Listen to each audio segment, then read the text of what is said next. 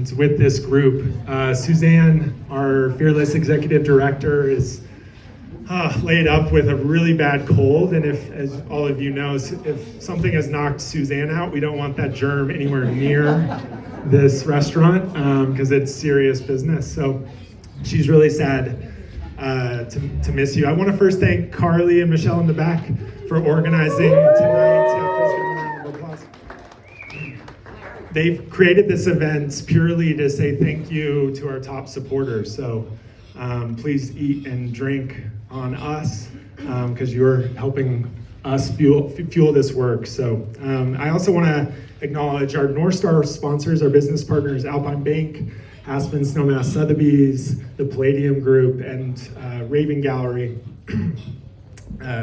I was born in Carbondale, as many of you know, and these places really shaped me, the landscapes that many of you helped permanently protect. Many of you in this room have been doing this work that led to me doing this work and standing in front of you. And you were thinking and believing in generations to come. And I just want to acknowledge that and say thank you. I'm a beneficiary of your long-range commitment to this work. We're in this moment right now where our challenges feel overwhelmingly urgent and complex. I'm sure many of you feel that, and for me, it just recognizes we need solutions that are permanent, that are steady, that are foundational. And being here with all of you and connecting with some who I haven't met, it really just, I see people who have been leading with that long range, with that view on the horizon. You have built businesses, you have stewarded ranches, you have shaped institutions and supported this valley for decades. And that's why I believe so strongly that AVLT is the most enduring investment in the health of our land, of our wildlife, of our agriculture, and of our community.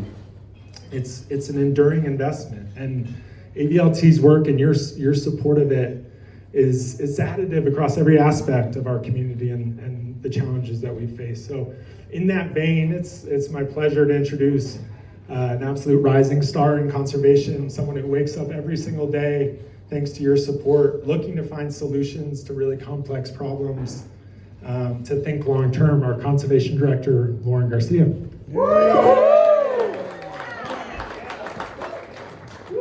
Thanks, Tori. This is the best. This is the best group of people. This is the best job in the world. I have the best job. This was incredible. Thanks everyone for being here tonight. I definitely see my role here as more of a facilitator of conservation. I can help with the process and the systems to get deals closed, but the real conservation work and lasting protection begins and ends with the landowners and with the community that really stands behind them. And that is incredibly evident here tonight. So it's so special to be in this room with so many passionate and dedicated stewards and supporters of this organization. It's been a really great year. I don't know if you've heard, but we've been doing a couple things in the last 365 days. And I am so grateful for these opportunities for celebration, but I want to take this chance to talk about two new big wins with two very different landowners. And I think that they really demonstrate that conservation doesn't always look one way. Sometimes it looks like a group of neighbors coming together to protect a place that they love. Today, about 5 hours ago, I think the ink dried, Teller Springs Homeowners Association closed. They closed on a conservation easement of their 31-acre open space. It encompasses significant wetland habitat and these incredible natural springs that support just about every species that, iconic species that you think of in the Roaring Fork Valley. Waterfowl, songbirds, raptors, turkeys, bobcats, mink, mule deer, and in this incredible elk winter range to help the elk reach the river. While small in acreage, it has such an outsized impact. And it's especially important for maintaining the much needed open space in the valley. And the valley bottoms where we're seeing the highest push for development, as we can see right across the river, demonstrated by the proposed Harvest Rainforest development. But the process of committing to forever is no small feat. And so I really applaud this group for staying grounded in their love of the land and the life that it supports. So Jay and Shelley, Mike and Vicky, Sally and Todd, Rick and Lori, Kenny and Emily, Jack and Diane, congratulations today, and thank you so much for this incredible commitment that you've made to future generations.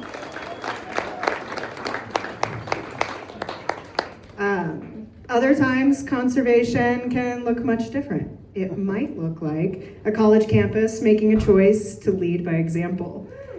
This December, Colorado Mountain College conserved 312 acres of ag land and native range that will now and forever support wildlife, working lands, and hands-on education for future generations. This project in particular was really personally meaningful to me, as I'm a graduate of both the sustainability and the GIS programs at CMC.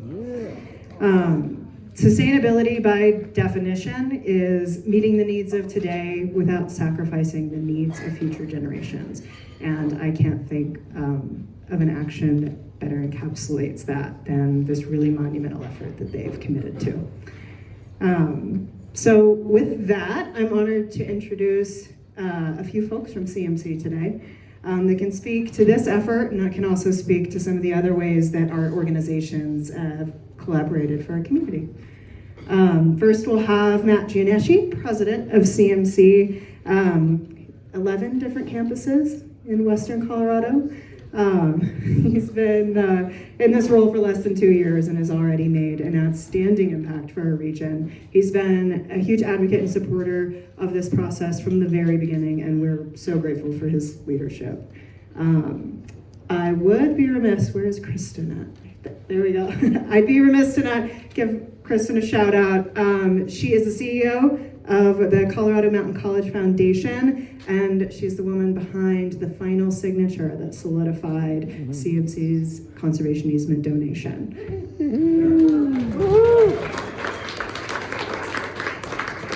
And finally, we'll hear from Phil Hallowell. He's a professor of ecology, environmental science, and sustainability at CMC for over 13 years. And I had the privilege of learning from Phil back in the day, and now he uses our own Kaufman Ranch regularly to get students out, a true learning lab. So it's a real full circle moment all the way around. So thank you all for joining tonight. I'm going to pass it to me. Thanks, Lauren. Thanks, Lauren, and thanks to everybody for being here tonight. I'm Matt Gianeschi, president of the college, and in most environments when I come out, I'm the one that people usually recognize, but at an AVLT event, my wife is actually on the board of AVLT, so they're like, oh, you're Stephanie's husband. Yep. Also the president of the college. So, in all seriousness, this event was already on my calendar because I was happy to come over here and support AVLT. As you heard, we had a pretty big event the last, let's call it 90 days. I want to give you a little bit of the storyline, but I'm also want to finish with saying why AVLT is so important. So for those of you who are donors to AVLT and help their operations, I want to give you a little sense of what it actually means to the work of a college like mine. So Colorado Mountain College has existed for almost 60 years. Most of our properties have been donated to the college. So we have 11 campuses, most of which either towns, a sanitation district donated land to us. We had an oil and gas company donate land. We have all these different kind of knitted together campuses. So the one that we're talking about is Spring Valley. So up at the top of the hill in Glenwood, that property was 11 families that came together, 11 ranching families. They all donated property to create a college, to create CMC in that area. It's been open space. We only use 21 acres of the college. That's the physical imprint on nearly 800 acres of what the college currently owns up there. And we, 10 years ago, started a conversation about conservation easements. We actually started to explore it. And we were looking into what would it take to do conservation easements. And I know that many people think college presidents, we know all these things. We know nothing about this. This is definitely not one of the things they included in the handbook on how to be a president. Conservation easements is not on that list. So we started exploring it 10 years ago, and honestly, we kind of became overwhelmed. It was too much work. It was too complicated. We hadn't yet retained started working with AVLT. And the result is that it sort of faded away. And it just sort of went into the background and we didn't do it. It wasn't because we didn't want to, we just didn't know how. Last year we started getting serious again with our board. And we said, what if we revisit this again and talk about a conservation easement on this beautiful property at Spring Valley in Glenwood Springs. Luckily, we were able to work with our alumni. So just so you know, the quality of CMC, don't take my word for it. It's right here. If you're impressed, Kristen of the foundation would love to talk to you. In all seriousness, Lauren and the team at AVLT, they guided us through the whole process. They simplified it. They helped us understand the process. They helped us understand each step of the way, how we could do this. They helped us identify people who could come in and do the appraisals. So they were a trusted partner that had they not done that, we would never have been able to get through the paperwork. And in fact, there was a little bit of a problem right at the end. Seriously, this is we needed to hit the deadline to have this done before December 31st, and it was December 15th. And the AVLT team found a potential a conflict in our application. And so they got us moving pretty quickly, and long story short, we ended up transferring the land to the foundation. The foundation accepted it and then turned in the conservation application on the 29th of December. Wow. The college was closed, by the way, but Kristen wasn't. Kristen was working because she needed to get this done. Because we did that, we were able to actually, this afternoon, 3 hours ago, the foundation accepted the second conservation project on behalf of AVLT, or that's working with AVLT, and that one is at the Smith Duffy property, which is the little horse property. It's about a couple of acres. It's a little pocket park next to the Glenwood Springs campus down on Blake Street. So that happened today because of Kristen and because of the AVLT team. So it is a permanent gift to the community. It is a gift to the college. It's something that we had never planned to develop it, but it also allows us to always preserve that property up in Spring Valley in particular for our students. And the students, many of our students up at that campus are in sustainability, they're in ecosystem science, they're doing a lot of field work outside. And so it's my privilege to introduce my brand new faculty friend, Phil, who actually works in our sustainability and ecosystem science programs and can tell you all about the kind of work that our students are able to do because of your generosity and AVLT's great work in helping us preserve these lands forever. So, Phil. Thanks, Matt. I can't tell you how great it was to walk in here tonight and see my former student. That just made my night. And so I could have told you, Tori, that she was a rising star well before tonight, and she's fantastic. This has been really, really fantastic to see what's going on here. And as an educator, I can tell you a little bit about just how I use. Lower it? All right. So I can tell you a little bit about how I've used these preserved lands, like the Kaufman. Switch, yeah, it's all right. All right. We'll try this one. All right. I think that's a little bit better. All right. So yeah, it has been absolutely wonderful to be able to bring my students to some of these preserved lands. And I was thinking about what I was going to share tonight, And something that somebody said to me a couple of years ago really stood out, and it kept coming back to me as I was kind of preparing. And my friend said, as we were talking about conservation, she said, people protect what they appreciate, and they appreciate what they experience. And that has stuck with me, the experience. And as an educator, I get to see that experience. I get to be able to take my students onto these lands and share them with these students. And oftentimes I see these moments as tipping point moments for students. Tipping point moments where students take a new trajectory. They have the opportunity to touch, feel, experience nature. And that's big, that's huge. I'll add that, again, as I was thinking about what I wanted to share tonight, a couple of years ago I had a student that was kind of a reserved student, kind of quieter, was really kind of unsure about her space, okay? And she knew she liked science, but wasn't sure she could do science. And I had her out on on some protected land, some conserved land, and we were doing a lab. It was a pollinator lab. We were studying bees and butterflies. And she came to me after the lab, and she said to me, I'm no longer afraid to do science. I'm no longer afraid to do field work. And in fact, I'm gonna go on and get my master's degree in wildlife biology. That's the sort of impact that these lands are having. And I mean, I'm an advocate of land protection. I'll be the first one to champion that. And I'm an advocate of land protection for the sake of nature. But I wanna just kind of offer something up to everyone here. There's a space for land protection for education.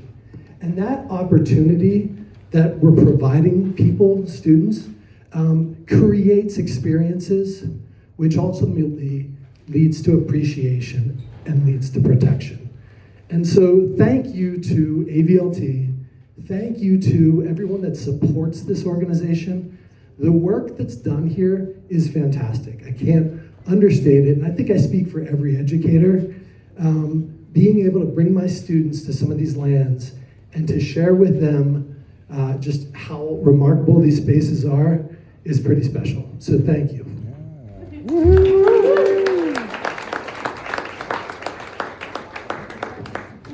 Thanks, Phil. But as we close, I want to first give acknowledgement to our board chair who's just stepped out of his term, Richard Shaw. I hope we can just give him a quick round of applause. He's joining a pretty elite group of alums of AVLT, past board chairs, many of whom are here tonight.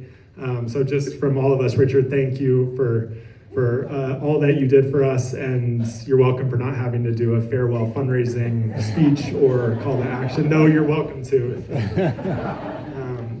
Well, thank you all for being here. We want to let you enjoy and connect with one another, grab another bite to eat and a drink. From all of us, I want to just say thank you. Thank you for taking the long view and for fueling this work. We didn't even talk about Three Meadows. I don't know if we want to put that slide up quickly, Carly. For many land trusts, this would be a project of a decade. This would be on the materials for 10 years. AVLT just calls this a good April. So 4,200 acres permanently protected. Suzanne and this team are remarkable in terms of the scope and ambition and the pace that they've taken, and that's just reflective of the support in this room. So thank you for being here. Look forward to talking more.